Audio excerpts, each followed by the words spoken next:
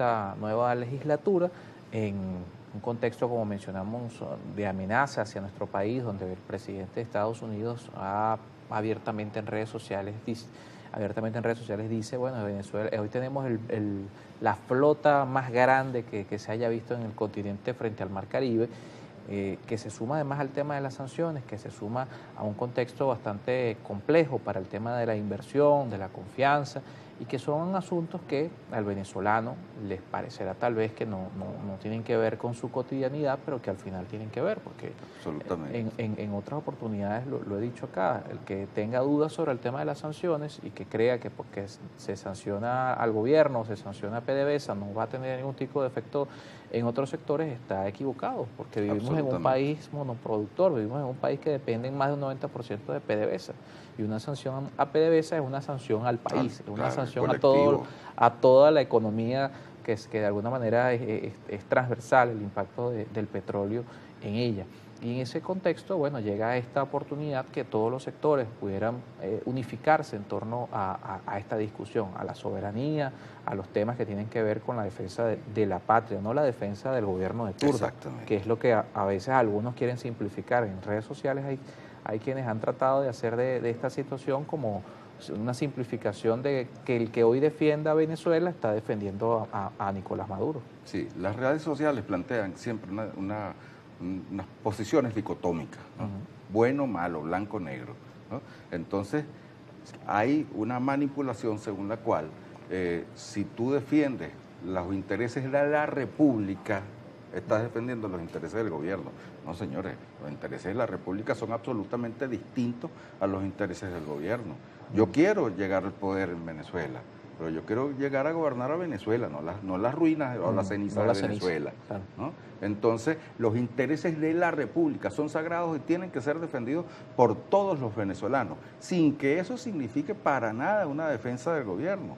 Nosotros somos abiertamente opositores al gobierno, pero estamos llamados a defender los intereses de la República.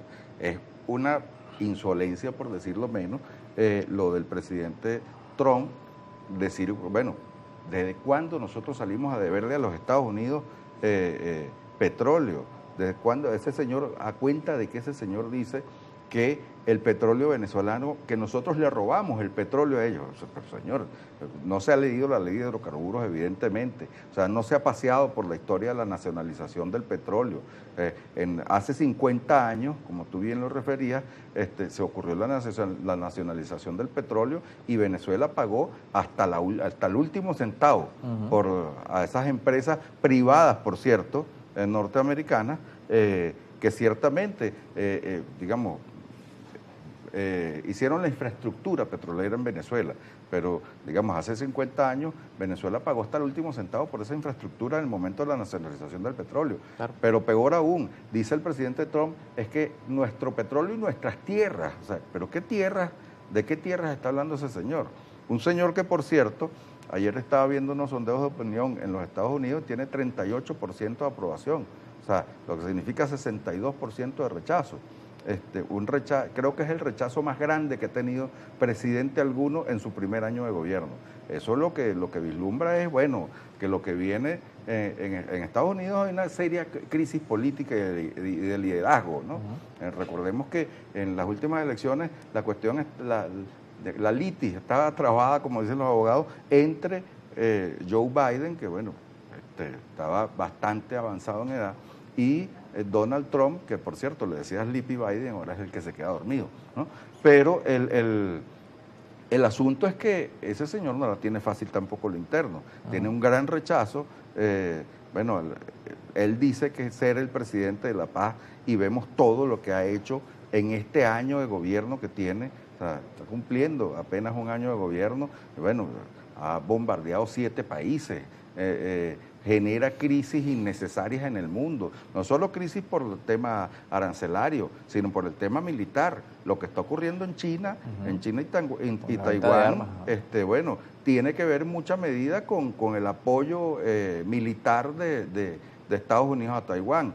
Lo de China es una respuesta a eso. Vemos también los actos de piratería, pues eso no tiene otro nombre, los actos de piratería que ha ejecutado el señor Trump contra los buques petroleros que salen con el petróleo venezolano de nuestras costas.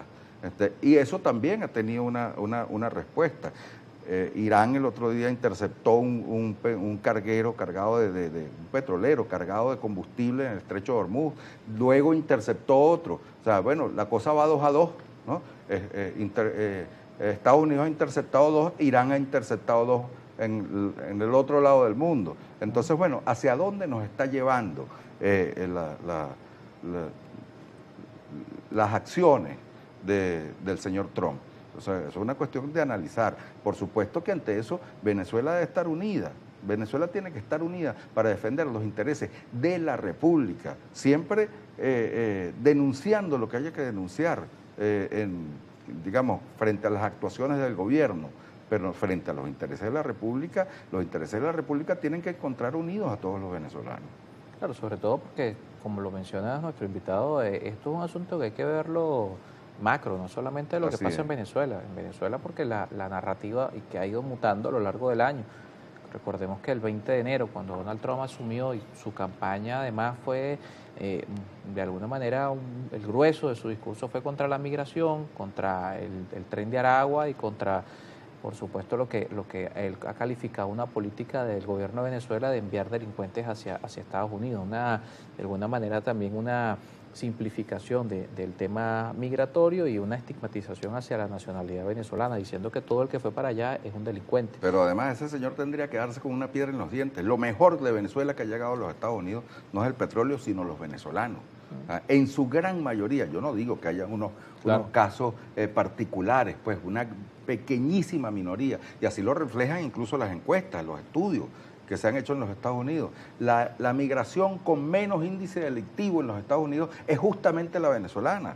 Entonces, por un tema de interés político y de interés discursivo, lo que ha hecho es estigmatizar y perseguir a la población venezolana en los Estados Unidos. Pero no se limita entonces a perseguir a los venezolanos en los Estados Unidos, a estigmatizarlos, a enviarlos a prisiones en el exterior, como ocurrió con el caso de El Salvador. Es una violación aberrante del derecho internacional y de los derechos humanos ejecutada contra los venezolanos, sino que entonces aparte viene y nos persigue y nos hostiga en nuestro país. Eso es una cuestión que tiene que tener una respuesta enérgica de la sociedad venezolana en contra de ese gobierno, que bueno, que definitivamente yo no sé, que